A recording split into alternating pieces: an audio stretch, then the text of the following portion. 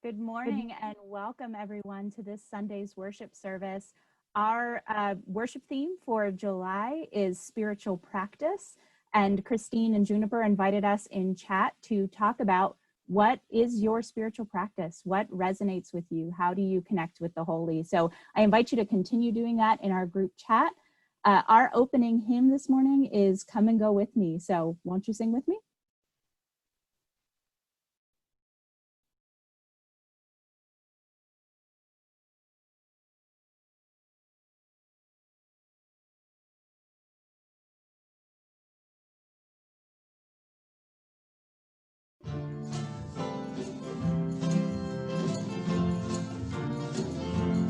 Come and go with me to that land. Come and go with me to that land. Come and go with me to that land where I'm bound. Come and go with me to that land. Come and go with me to that land. Come and go with me to that land where I'm bound. There'll be freedom in that land. There'll be freedom in that land. There'll be freedom in that land where I'm bound. There'll be freedom in that land. There'll be freedom in that land. There'll be freedom in that land where I'm bound.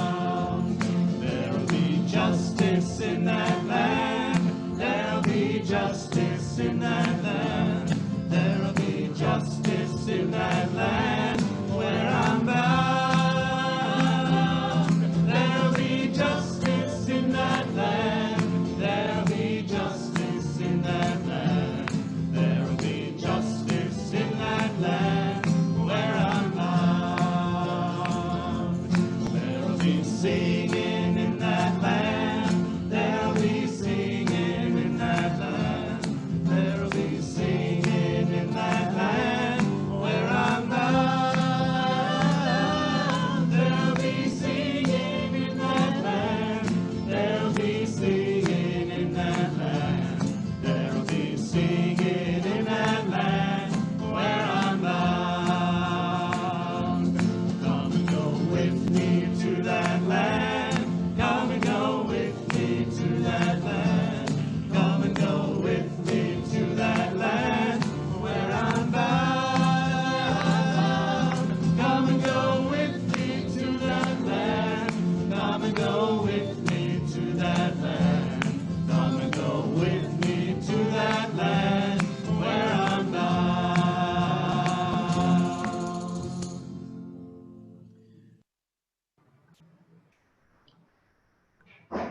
What a gift singing together, even in these ways, is. What a gift. Good morning, everyone. My name is Juniper Stinnett. I have the pleasure of being y'all's intern minister, and we are gathered here again on the cusp of strangeness and brave new times, but together in worship. Before we get started, we have just a couple of announcements. As the slide scroll past, you'll see a link to a visitor form. So if this is your first time joining us, or whether you've been here for a long time and haven't filled out a visitor form, feel free to fill that out so we can be in touch, so we can share information, so we can stay abreast of when we open back up, whenever that might be, how to engage with one another in these strange new ways as we are doing so today. You will also see a slide rolling by with the link to our online giving campaign. And also, another thing you can do while we're at our computer, if you are not already in the group, we have a Facebook group. You can just go type ORUUC for Oak Ridge Unitarian Universalist Church there. Join that group, check us out. A lot of information, a lot of fellowship happens in that virtual space. So we hope you can join us there and fill out the visitor form. And at the end of worship service, we break out into different little breakout groups. And one for our newcomers or people who like more about the church and the tradition is our group inquirers. And that is where we dig a little deeper into to who we are and what we're doing here at Oak Ridge Unitarian Universalist Church.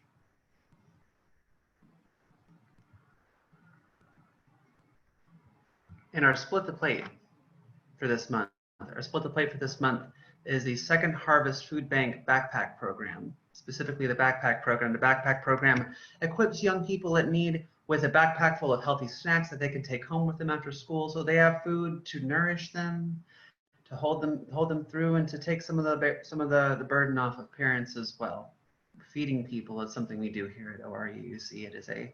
That is a spiritual practice that we engage in so many ways. So I invite you to give generously when our offering comes up, that we might feed the people in our community, and as we feed ourselves with worship.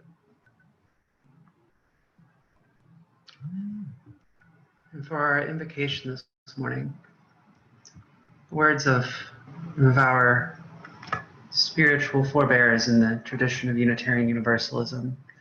These are the words of Ralph Waldo Emerson. He writes, "Our age is retrospective. It builds the sepulchres of the fathers. It writes biographies, histories, and criticisms. The foregoing generations beheld God and nature face to face, we through their eyes. Why should not we also enjoy an original relation to the universe? Why should not we have a poetry and a philosophy of insight, and not necessarily of tradition, and a religion by revelation to us, and not necessarily to the history of theirs? Embosomed for a season in nature, whose floods of life stream around and through us and invite us by the powers they supply to action proportioned by nature. Why should we grope among the dry bones of the past, or put the living generation into masquerade out of its faded wardrobe? The sun shines today also. There is more wool and flax in the fields. There are new lands, new souls, new thoughts. Let us demand our own works and laws and worship."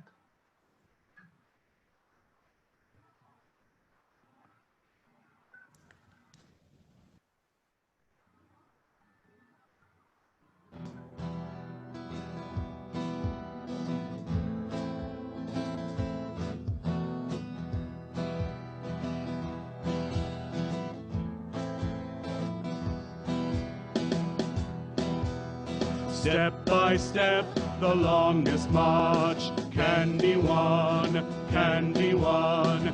Many stones can form an arch, singly none, singly none.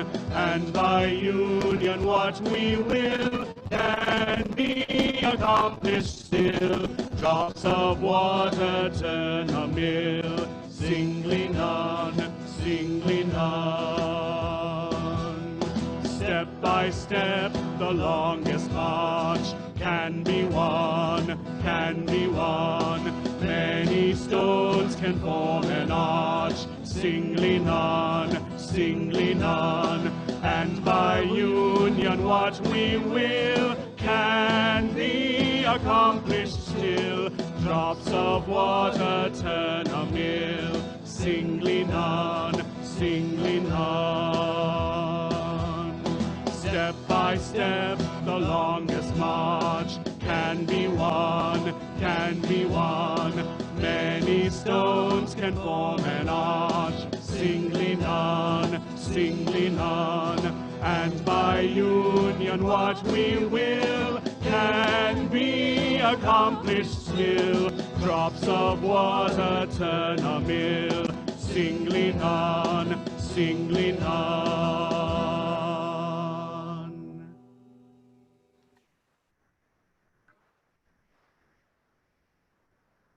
I'd like to invite us all into a moment of prayerful contemplation. You might find some still space in the room, or simply close your eyes and be in your body and tend to the little movements of the Spirit. Spirit of life, of joy, and of stillness, of that sacred silence that luminous dark that we seek. We come here this morning still on the edge of strange times, in the thick of strange times.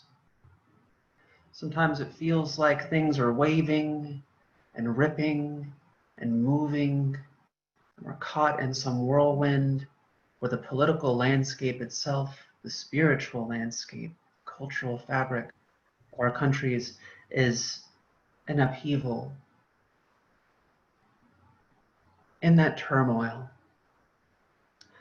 in that chaos that seems to just burn around us, might we hold to some kind of center? When we lose that center, might we hold on to one another and know that in the holding on to one another, we are living out what we learn, what we cultivate, and what we create in these experiences of worship that we join in together.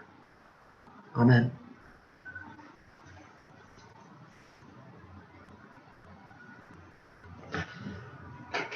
And it's my favorite time in worship. This is our altar building. Our altar building is an opportunity to bring some of you into this experience that we are creating together.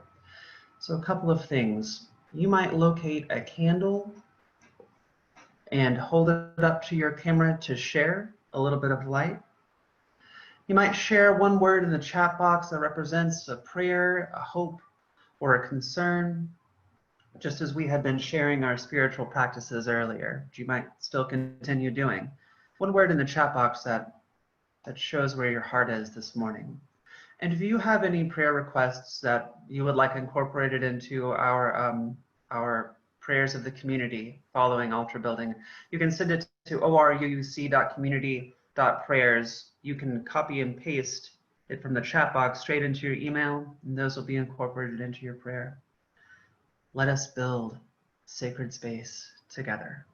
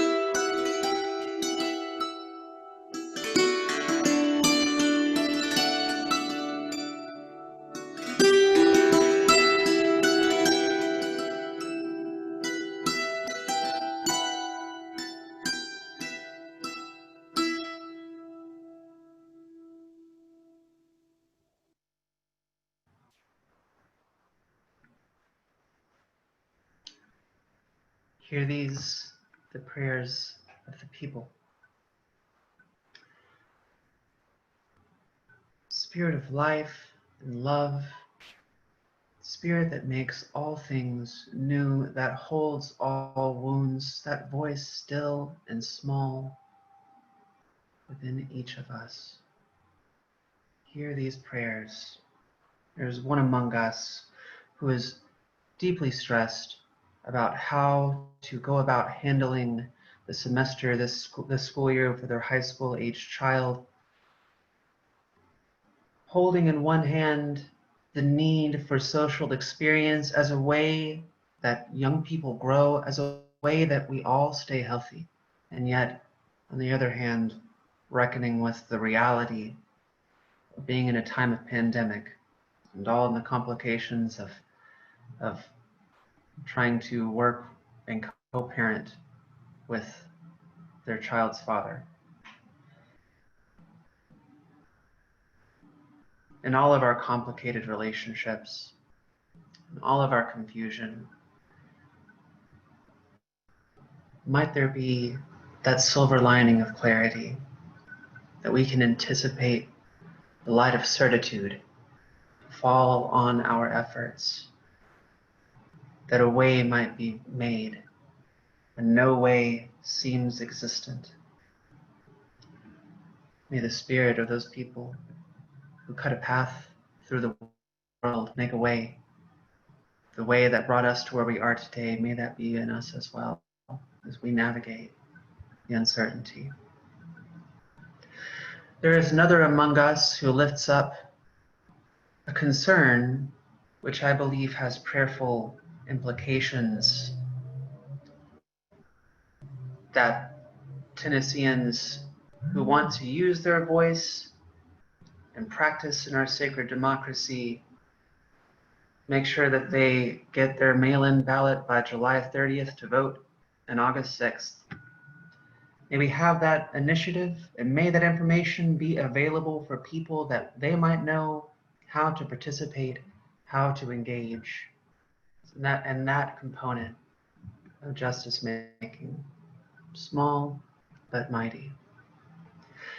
And there is another among us who lifts up prayers saying, may the light of love comfort those who are sick and in need of physical healing.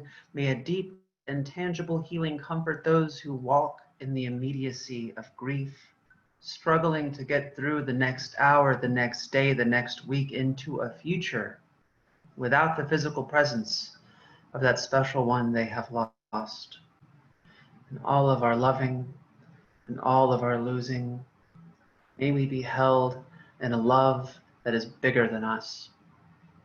May we be held in that more than human love of the world around us. May we be held in that very human love of the connections and the relationships we build and cultivate here in our worship spaces and in our communities at large. May it be so. Amen.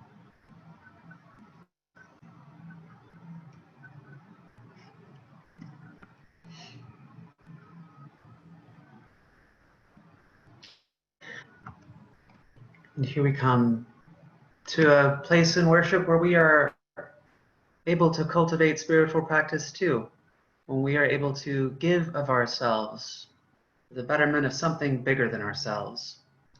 You can see here's the link for our giving, our online giving campaign, and the Split the Plate for this month is Second Harvest Food Bank's backpack program. We might know who Second Harvest Food Bank is. They do a lot of really great work to feed people in our community, and their backpack program specifically gives young people, young at-risk people, a backpack full of healthy, nourishing snacks and treats that they can take home with them after school. This is a wonderful ministry offered by Second Harvest Food Bank, and we are very proud to be able to support them in this endeavor. So give as the Spirit moves you, give generously, give deeply, give through love. May the gifts of the people be received.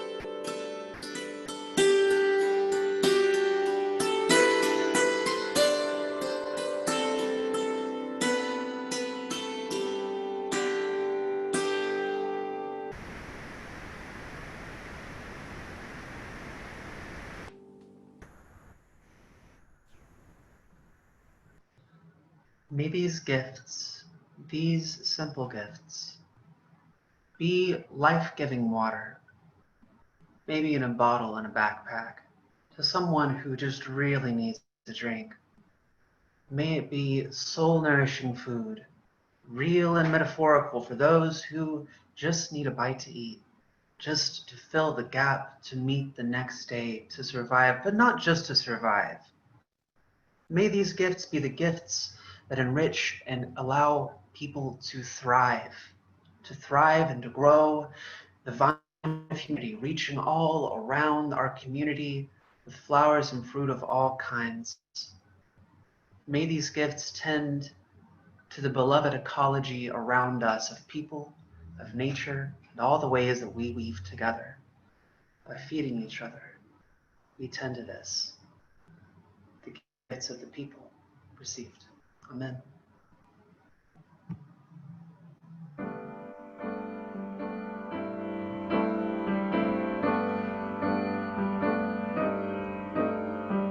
Rooted in love, we covenant,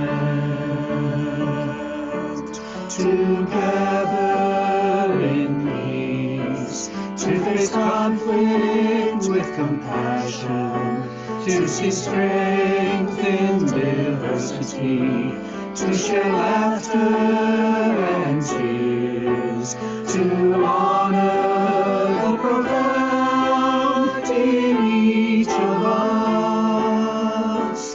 With purpose and passion, we care for one another and grow together, rooted in love.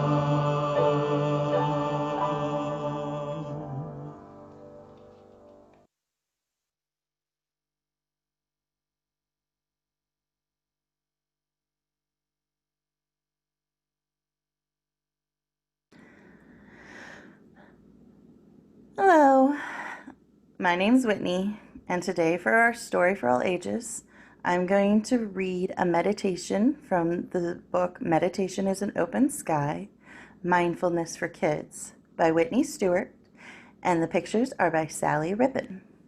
In the beginning, it gives some guidelines on how to meditate, so we're going to read through that, and then we're going to read the meditation that I picked out.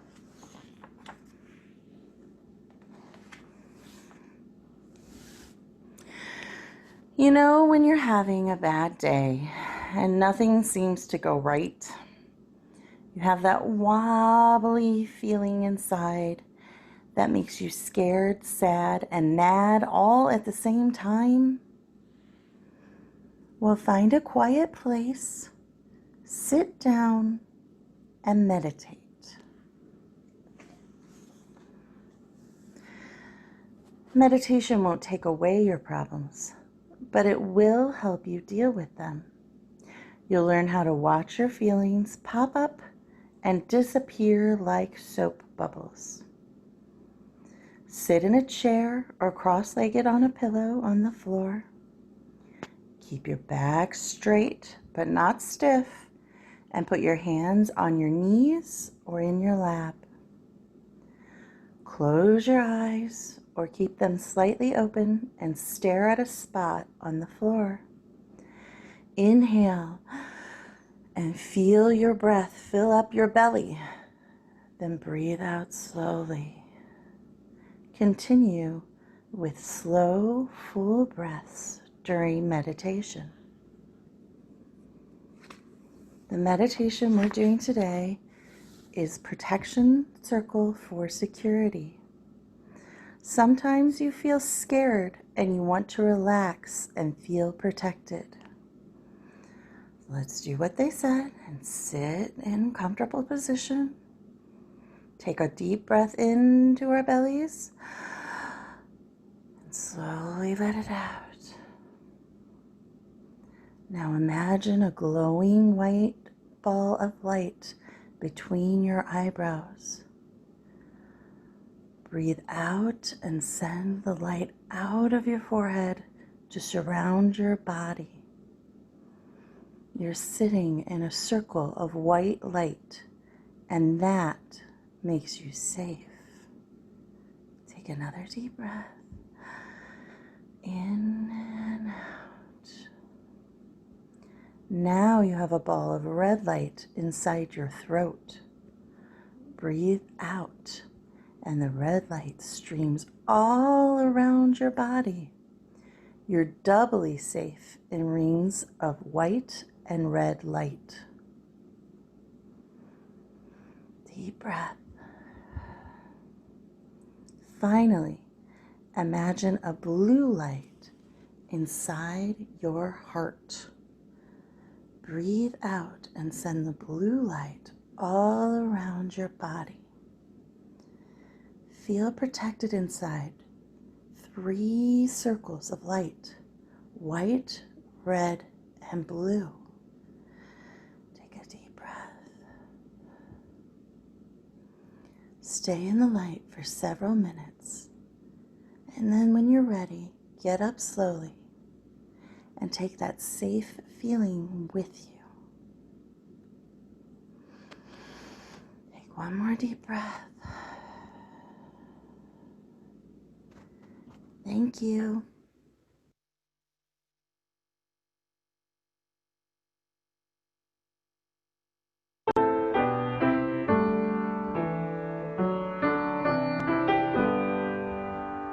Beneath our arms we shelter you.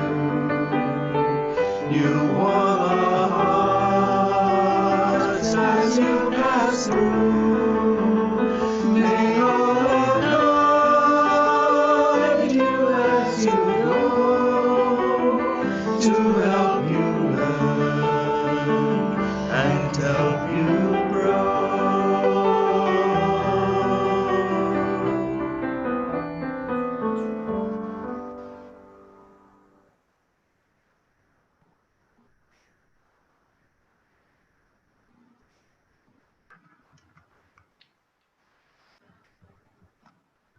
As I was writing this sermon and reflecting on what I had written, I realized that I had vastly overcomplicated a sermon that was entirely about simplicity. Sweet, sweet irony. I have a tendency towards this, towards complicating things. My mind is always racing with ideas and captured by this and captured by that, and to get caught in the busyness of the inner life. And in such times as these, nothing could be more natural, I think. But this has been a running theme for me, so taking the opportunity to reflect on spiritual practice and simplicity in particular, it's been illuminating for me, although I have a rather complicated sermon that will hopefully have a rather simple message. Lately, I've been in clinical pastoral education here in Johnson City, which is where I am right now, so a good little ways away, but I'm so glad to be able to join you all virtually. And it's been a busy time, and I've been thinking about how I'm going to turn 32 this year in the hospital at the Johnson City Medical Center, providing pastoral care to people, and nothing could make me happier, honestly. I have been loving this work that I've been doing, been blessed to do. And being in my 30s has been a great blessing, better than my hyper anxious self in my mid-20s ever could have possibly imagined, setting the first tracks on the road to this calling. I like to think that I've grown quite a bit in the process, and I'm certainly still growing on this journey.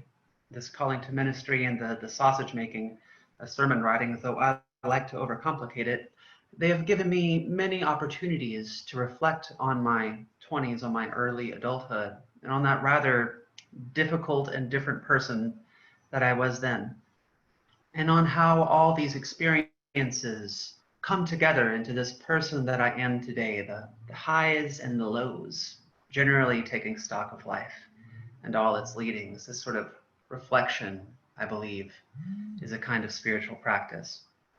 I suppose many of us do this at some time or another, and particularly in this month's theme of spiritual practice. It's had me thinking a lot about how the very meaning of spiritual practice has shifted so dramatically throughout my life. Because it's one of those ideas, isn't it? Spiritual practice. As I was reading some of the things that folks were offering up at the beginning of worship this morning, they were talking about what their spiritual practices are. Looking at stars and fireflies, storytelling, exercise, advocacy, justice making, playing music, helping others in need, walking in the redwood forest, music, justice making, porch sitting in nature, listening to cicadas, simply being in the rain, dancing. Y'all get it. Y'all get it in a way that I had gotten it when I was in my mid-20s. I recall I was in a pretty low spot. Our power had gotten cut off, and so I went to Tennessee Valley Unitarian Universalist Church, which was my home congregation, and to see if I could get some help, and they graciously offered me some help, which is one of the wonderful ministries provided by our minister's discretionary fund. So bless that. And as I was waiting, my friend and colleague and then intern minister Pam Johnson asked me, when I'm in a pretty low spot, what spiritual practices sustain you? And I did not have a particularly compelling answer for her, because to me at the time, spiritual practice seemed to entail this larger than life endeavor, this discipline, this full investment of oneself into some rigorous, regimented routine. And that's, as much as that's who I've wanted to be, let me be real. This is not who I am or who I have been, for better or for worse. And so I didn't really have anything to say to make myself feel ultra spiritual to my colleague and mentor here. And it made me think about all the times that I had tried to invest myself in some spiritual endeavor to commit to meditation or to commit to prayer, or to commit to this or to commit to that. And I sort of wound up trampling myself and breaking my own heart in the process. I know a lot of people, when they were lifting up their spiritual practices, offered up simple acts of living in life. And I love that. I wish that I had known that when I was first starting on this road, because I had so many misunderstandings about what spiritual practice entailed. From my earliest, spiritual practice was prayer, often pious and fearful, then towards like earth-centered practices, and then very much nothing, and then just being lost, and now mostly wandering, and still a little lost. But as they say, not all who wander are lost.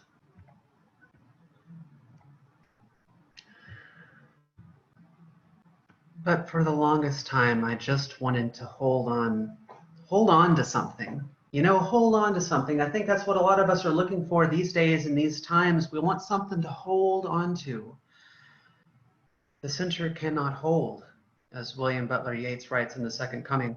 Turning and turning in the widening gyre, the falcon cannot hear the falconer. Things fall apart. Yeats was writing at the wake of the First World War, and the poem speaks to the nature of the time when family ties are falling apart, when collective meaning is falling asunder. And perhaps we are in similar times. Perhaps we then need some manner of spiritual practice more than ever. Perhaps.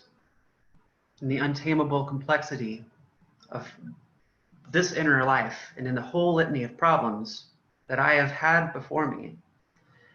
You know, at the time when I was talking to Pam and trying to get my power turned back on, it only seemed to me that some radical, regimented life change would settle me down and get me in order.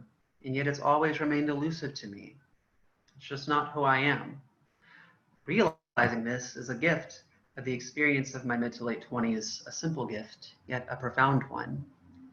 To meet with oneself in the middle, to own one's own soul. Indeed, these are some of the core ideas driving Unitarian Universalism, wrapped, wrought, and shaped in the literary forge of the Transcendentalist movement in the 19th century is just an example. In fact, it was Transcendentalism that, for me, began to mystify my Unitarian Universalism and give it roots. Its authors seem to speak to my own experience growing up in the forests and hills of East Tennessee. Surely, from what I had seen from the spiritual practices people were offering up, the rain, the dancing, listening to cicadas and watching fireflies, many of us have felt it living here.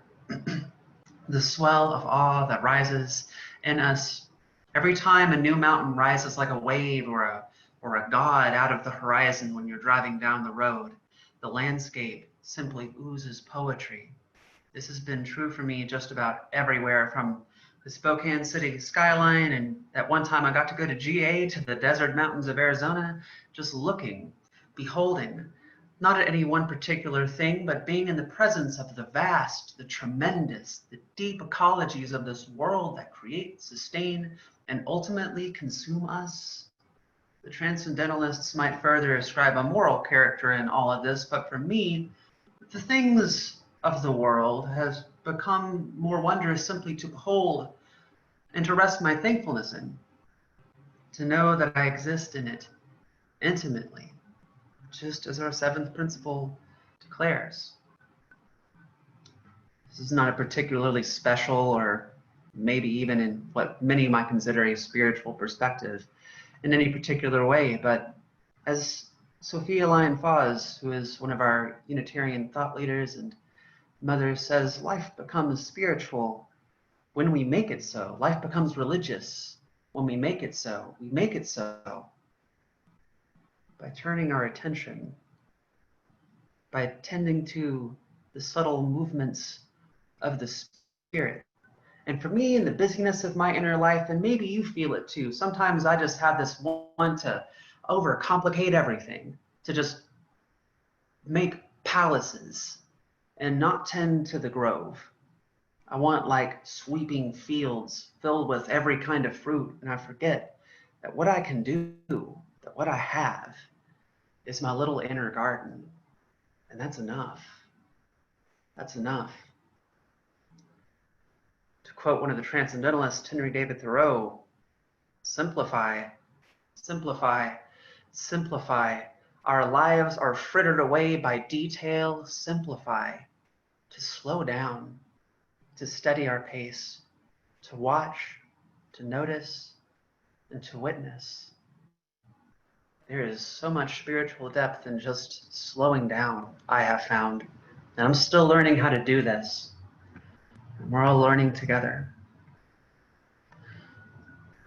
And so, in the spirit of that slowing down, there are three reflections that I've had in relating to spiritual practice and the simple gift we can offer ourselves as a way, not of fighting or combating the chaos and the confusion of the time, but to simply hold on to the empty center that isn't always there, to hold on to one another, and to hold on to ourselves.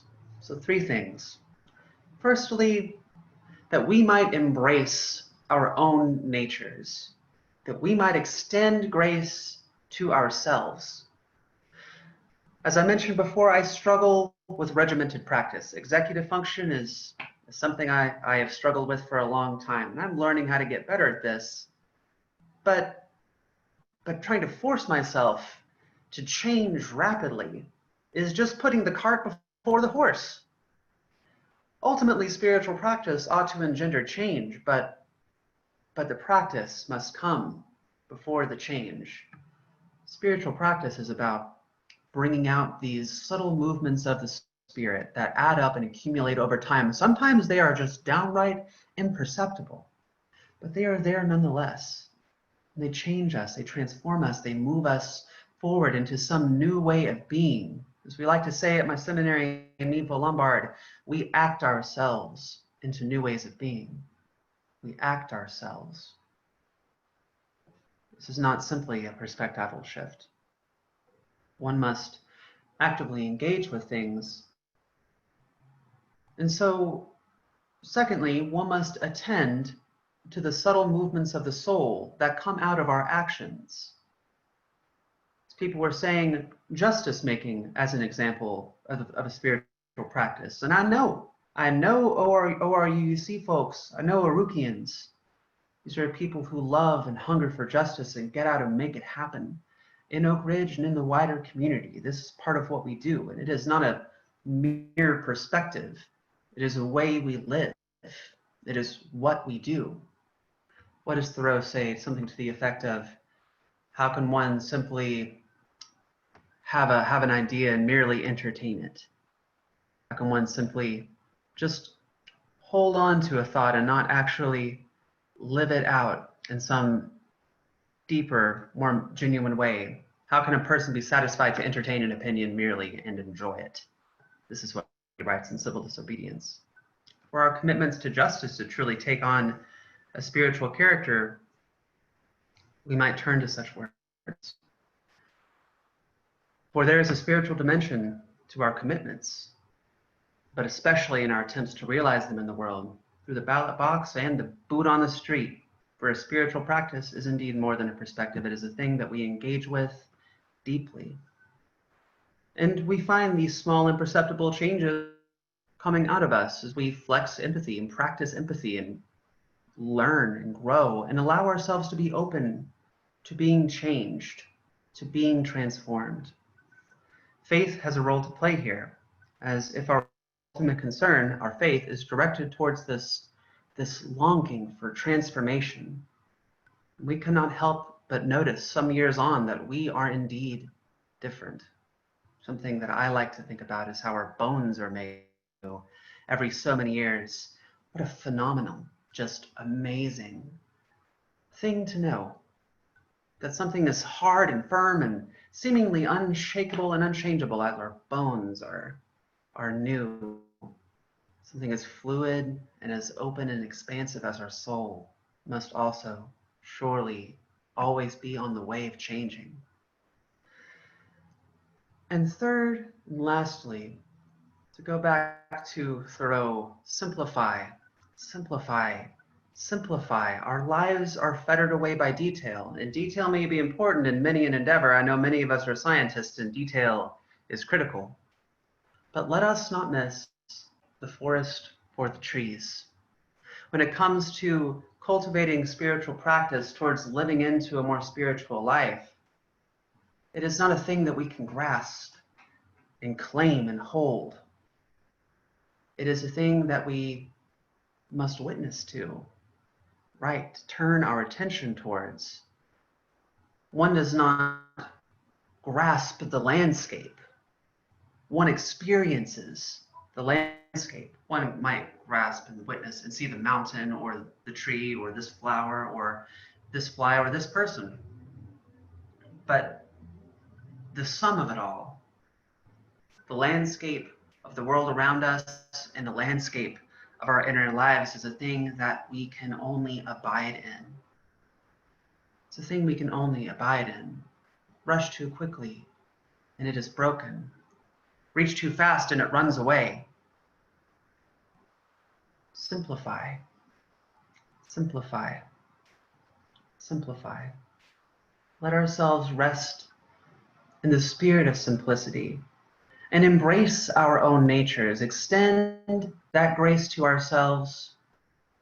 Let's allow ourselves to change. Let's give ourselves that room to grow that we need. Because we can't be putting the cart before the horse and expecting ourselves to just be made brand new. There is no cure, but there is healing, there is hope, and there is a spiritual practice out there that is just waiting for you to settle into it slowly, to grow and to deepen your own humanity by relating to the simple facts of life and the simple art and act of living. The very act of living in such strange times as these can sometimes feel like a spiritual practice, because it is. It absolutely is. Living in these times can feel like a burden or a curse, but it can also be a gift, a simple gift. Maybe look towards the ways that we are being transformed. We are being changed. And may we also notice the ways in which, through our own changing, we are changing the world around us. For this is the gift that we bring. the transformative power of love that goes on and on and on forever and ever. Amen.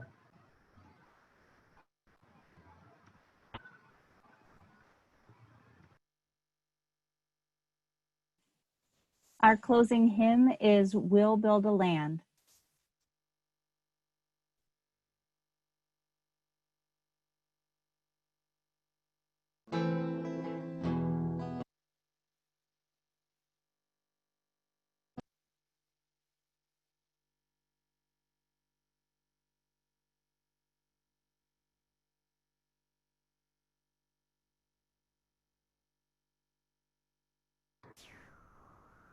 Minor technical difficulty. Now we're going to start singing.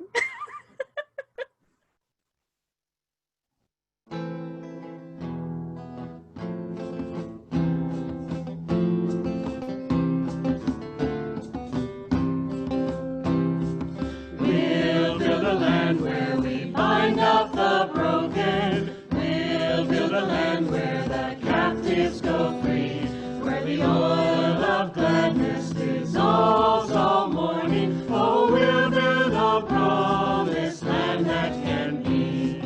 Come, build a land where sisters and brothers, anointed by God, may then create peace, where justice shall roll down like waters, and peace like an ever-flowing stream. We'll build a land where we bring the good tidings to all the afflicted and all those who mourn, and we'll give them garlands instead of ashes. Oh, we'll build a land where peace is born. Come, build a land where sisters and brothers, anointed by God, may then create peace, where justice shall roll down like waters, and peace like an ever-flowing stream.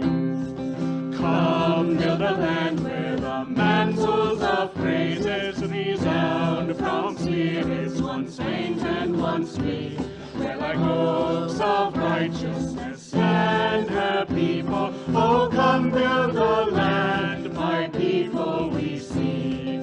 Come build a land where sisters and brothers, anointed by God, may then create peace, where justice shall roll down like waters, and peace like an ever-flowing stream.